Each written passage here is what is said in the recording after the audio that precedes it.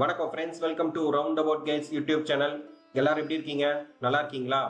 ஒவ்வொரு நாளும் ஒவ்வொரு கோவிலை பத்தி நம்ம டீட்டெயிலா பார்த்துட்டு வரோம். இன்னைக்கு நம்ம பார்க்க போற திருக்கோவில் சென்னையில் உள்ள அந்த நவகிரக தலங்களில் அடுத்து சூரியனுக்கு உண்டான தலமான கொளப்பாக்கம் அகத்தீஸ்வரர் திருக்கோவில். இந்த கோவிலை பத்தி டீட்டெயிலா தெரிஞ்சுக்கலாமா? சென்னையில் உள்ள சிவாலயங்களில் சூரியனின் அம்சத்துடன் திகழும் ஆலயம் கொளப்பாக்கத்தில் உள்ள அகத்தீஸ்வரர் ஆலயமாகும். ஆனந்தவல்லி அம்பாள் சமேத ஸ்ரீ அகத்தீஸ்வரர் குடிகொண்டுள்ள இவ்வாலயம் சூரியன் பரிகார ஸ்தலமாக விளங்குகின்றது. 1300 ஆண்டுகள் பழமை வாய்ந்தது இந்த கோவில்.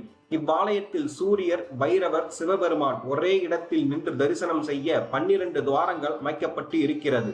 நவ கிரகத்தை குறிக்கக்கூடிய 9 துவாரங்களுடன் சேர்ந்து இச்சாசக்தி, ஞானசக்தி, கிரியாசக்தி இந்த துவாரங்கள் வழியாக சுவாமி தரிசனம் செய்யும் போது சகல தோஷங்களும் நிவர்த்தி ஆகும் என கூறுகின்றார்கள். வேலை வாய்ப்பு கிட்டும் தலம். அகத்தியர், சூரியன், வசிஷ்டர் வழிபட்ட தலம். சூரிய உரையில் நெய் தீபம் ஏற்றி ஸ்லோகம் கூறி சூரியனை வழிபட்டால் நல்ல பலன் கிடைக்கும் என்பது நம்பிக்கை. ஞாயிற்றுக்கிழமைகளில் சூரியனுக்கு சிகப்பு வஸ்திரம், சிகப்பு மலர் கொண்டு, எருக்க இலை, கோதுமை தானியம் கொண்டு வழிபட்டால் வேண்டுவோருக்கு வேண்டும் அருளை தருகின்றார். இங்கு கிழக்கு நோக்கி விசாலாட்சி இருக்கிறாள். கூடவே ஸ்ரீ விஸ்வவாதாபி கணபதி போல் அருள் காட்சி நல்கும் நாதர் ஸ்ரீ ராஜ கணபதி. வடக்கு பார்த்த முருகன் மிகவும் விசேஷமானது. இத்தலத்து கால பைரவருக்கு ஞாயிற்றுக்கிழமைகளில் ராகு காலத்தில் மாலை 4:30 மேல் 6 மணி வரை அபிஷேக ஆராதனைகளும் 7 வாரங்கள் தொடர்ந்து வழிபட்டால் வேண்டுவதை கிடைக்கவும் நற்பலங்களையும் அருள்பாலித்து வருகின்றார் இந்த பைரவர்.